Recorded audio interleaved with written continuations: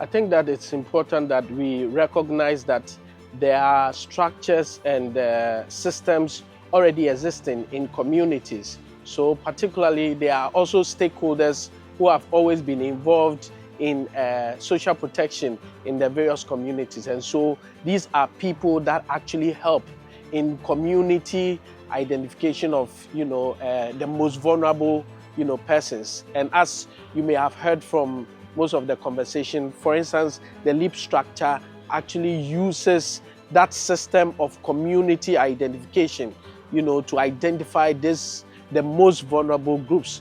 As well, there's also community validation, where people come together to say that indeed these are the individuals that are actually most vulnerable and most, who need, more support in social protection. I think that first and foremost, what civil society does is to generate evidence. It's very important that, if we are advocating for something, we have evidence to back, whether the numbers or the physical gaps, and also to identify some recommendations that government can consider in ensuring that they can meet the physical, gaps that actually exist. And so we do propose many ideas to government. Can you look at A, B, C, D areas to be able to make sure that we can actually face these gaps? And so I think that ours is about generating of evidence and making sure that we advocate for all the right things. I think that social protection is not a new thing. It has been, a traditional, system that was running from years back.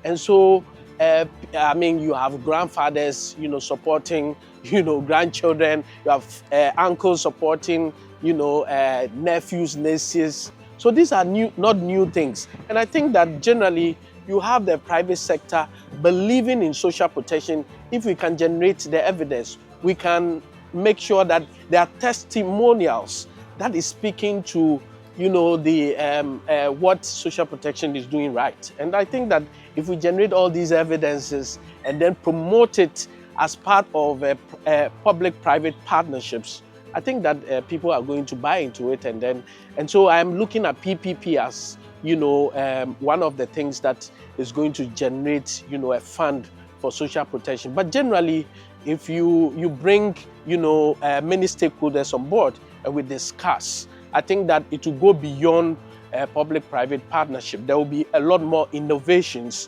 ideas from extractive industries and other areas. Evidences are already there.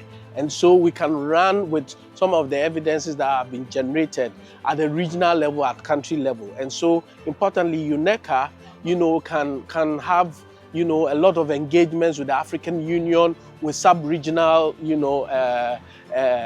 organs like ECOWAS and others to basically engage governments on this significance of, social protection. Social protection is the way.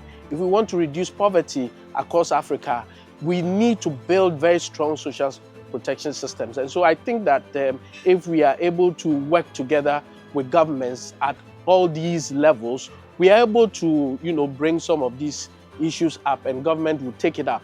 And we will make sure that we get reportings on social protection through, various, human rights systems or monitoring systems that exist. And I think that, social protection is going to be a very big thing in Africa.